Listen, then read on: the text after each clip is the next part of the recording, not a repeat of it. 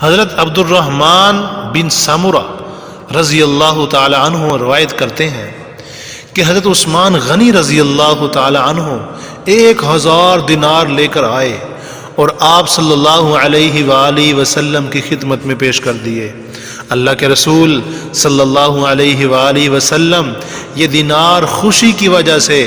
اپنے ہاتھ میں اچھال کر کہتے جا رہے تھے، ما ضر ابن عفان ما عمل بعد اليوم يرددها مرارا۔